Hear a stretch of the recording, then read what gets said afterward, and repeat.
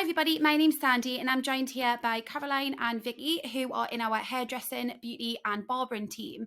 And we're just going to have a really informative chat about getting into hairdressing, some trade secrets and what it's like to study at the college. So Caroline, Vicky, can you give me some advice? If somebody is thinking about starting with hairdressing or beauty and they're not sure, what would be the first course of action that they would need to go down?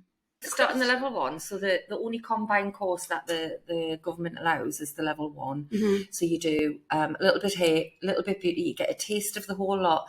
And a lot of people will start thinking, I want to be a hairdresser, and actually leave wanting to be a beauty therapist, and vice versa. Mm-hmm. But that's definitely the way to start if you're unsure. Also, if you leave school and you didn't get the qualifications you thought you were going to get, for your maths and English and what have you, then you would start on the level one. It would give you a little bit more time on the floor sort of thing, like serving your time. Mm-hmm. But as well as that, you're getting that chance to do your maths and English again. Mm-hmm. So give you a scenario. If someone came in and they got 5 GCSEs at grade 5 or above, and they definitely want to do hairdressing, what would they start on?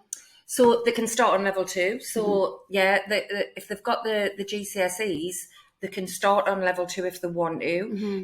We would still recommend they would start at level 1 because it's skills based. It's not about it's not all about what they can write and what have you. It's about the skills based, and the longer they get on that floor practicing that skill, the better they'll be in the long run.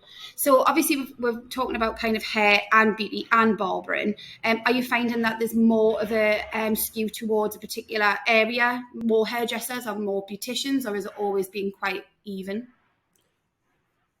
I think it's been pretty even, but I think barbering's massive at the minute. I think there's a real trend for barbering and male grooming at the minute, so I do think there's been a bit of a push this year on that. There's also like the level 1 course in barbering is actually hairdressing and barbering, so they touch on hairdressing at the start, but then take it like mainly into the barbering area because that's where people want to be. But it depends on what people want to do. They can sort of have a try of both of them.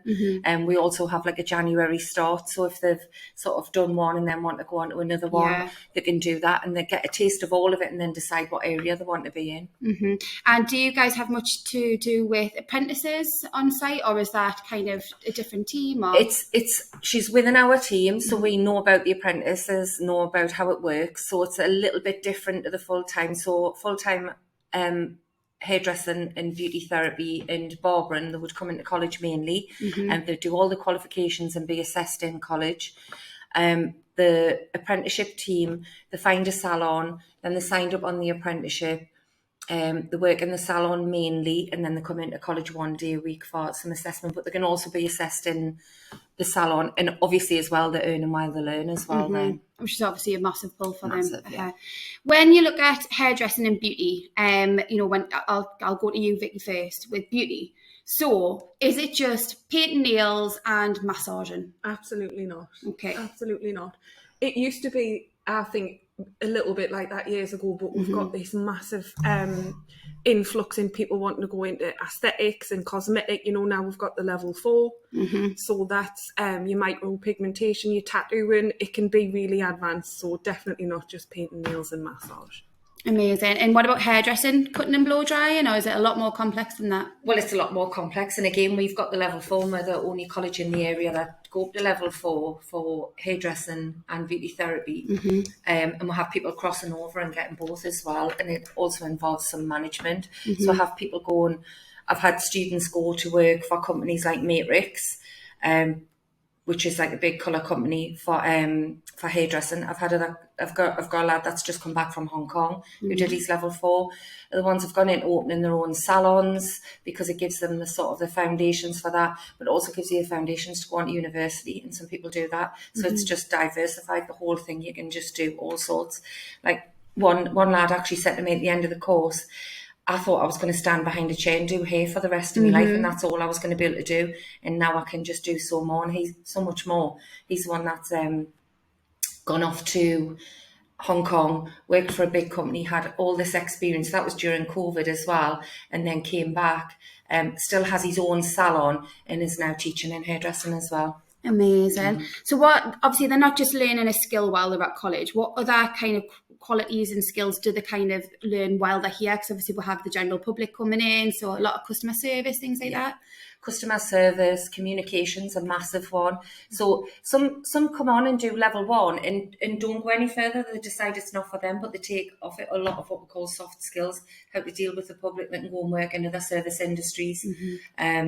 We do units on how to sell, how to promote as well. So that is like definitely transferable skill over into another course. Brilliant. And just personally you, why did you get into hairdressing and beauty? I did the combined. I wanted to be a hairdresser, and back then it was level 2, and it was just I thought, oh, definitely I'm going to do hair. And I did the combined and I hated it. So this is why we do say the level 1's quite a good one to start off on. And I came out wanting to be a beauty therapist, and that's what I did. So you are a prime example of going in the combined route and then deciding, completely turning on its head. Yeah. Excellent. What about you, Caroline? I always just wanted to be a hairdresser, and I wanted to. I sort of had this sort of teaching thing behind us as well. So I have worked in salons for years and years until I was in my 30s, and I went away to work for a company called Goldwell UK, which is now our company that we use down in London. But I've never had any other. I can't even give you an answer for that, because it's just never had any other idea. I wanted to be here. We did a little bit of beauty at the beginning, but there was no such thing as the combined at the time. But it was, for me, it was always the hairdressing. But I was an apprentice, so I started off in a salon, and I came to college. It was when Morbid Heaven. Came to college 1 day a week. I think that's amazing as well, like the whole college experience, isn't it? Because you've got it in a sense of, you guys have got work experience, loads, and I'll say nearly combined decades, maybe, is it fair to say, of experience? But it really then kind of translates to the learners, doesn't it? So they're not just getting that skill and that trade, they're getting experience and advice on top of it as well. And lots of the mistakes that we've made, that's a lot that goes into the teaching a lot. We've done this, we've done that. Don't worry about it, because we've done that.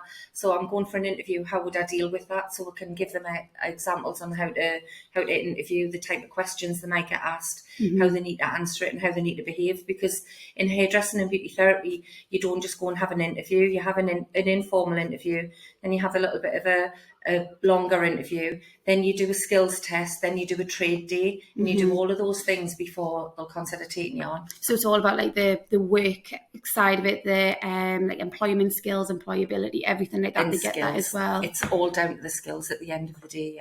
Amazing. I think a whole department, all the teaching staff have gone down very different avenues within the industry. So we all have got a lot of experience, and for that reason as well, we've got a lot of employer links. And what would you say is the best thing about working in this industry? Not necessarily teaching it, but the actual industry of hairdressing and beauty. For you personally, like, why? Was it friendships, good communication, things that you've made over the years? And for me, for beauty, I think the ability to make someone look and feel better about themselves is just, it's worth more than anything. And you see it in their eyes, you see it in their face. Yeah, we do. And I think we do that for students as well. And you can see when students are a little bit down, and helping to lift them up a little bit, giving them little treats within the department, and everybody rallies around to look after the students. That, for me, mine sort of changed as the years have gone on. And now I'm like, I'm all about looking after the students that maybe are a little bit lower. That there's a big emphasis on the moment about because of COVID, about teenagers being sort of lonely and being a little bit depressed, and it's about being able to spot that. And we've got this fantastic industry where we can turn people around, even if it's just for a short while. You can make them feel better, can't you? Caring, that's it. I couldn't think of it. Yeah, it is. It's a very caring industry. Yeah, an industry, and also when they're on these courses here at STC as well, they'll get that feeling for the place as well. We look after them completely. They have what we call wraparound care, and so there's a wider team, and then there's us, and then there's you have your tutor who can spot those things. You get the class involved, so everybody's looking out for everyone else as well. Amazing. Would you say, in terms of like hair and beauty, things like that, and barbering, obviously, which we've touched on, is there anything within those areas that people might not expect as the working practices? Are any students shocked with how long they're on their feet or things like that? Yeah, one of my favourite sayings when we do tasters is, you won't need to sit down until you're on the bus on the way home. And that's I say that in every taster that we do, because you don't, and you're on your feet and you're constantly. When I send somebody out for an interview, I'll say to them, don't sit down, look for something to do. Don't cross the room without picking something up and moving it and tidying it and putting it away and asking if people need things. The customer service, they sort of get a little bit of a fear of talking to people when they're not used to it, especially young ones out of school. A lot of them aren't used to that. So I think they do get a little bit of a shock at not how hard it is, it just what's involved. There's so much involved. It's not just a cut and blow dry. Yeah. And if somebody's sat there listening to this and they've just, for example, finished year 11, or they have gone on to do a different area of study and really don't know what they want to do, what advice would you give to them if they're considering hair and beauty? Like if they're coming in on an open day, what kind of advice would you give them? Come in and speak to, if you've got an idea that you want to do hair or beauty or barbering or something else, speak to all the tutors, ask to come in, have a look at the area. It's really important that you have a look at where you're going to spend most of your day, because that's what it is. And again, the combined courses on level 1, even though, we have students that come from level 3 in other areas, but we're skills based. So it's not, people think I'm not going on to a level 1 course, but if I was to start beauty now, I would expect to start on level 1, because I don't know enough about it.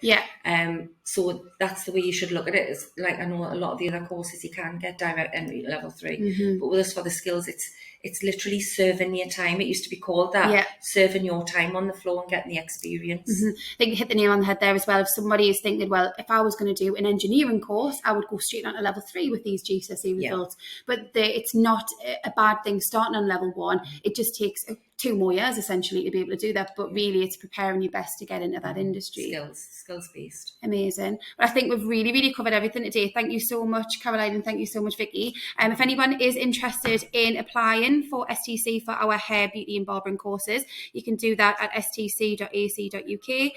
All of our student advisors, our friendly team, are here over the whole of the summer, so if you'd like to come in and see us, all of our contact details are on the website. But thank you very much, ladies. Thank you. Thank you.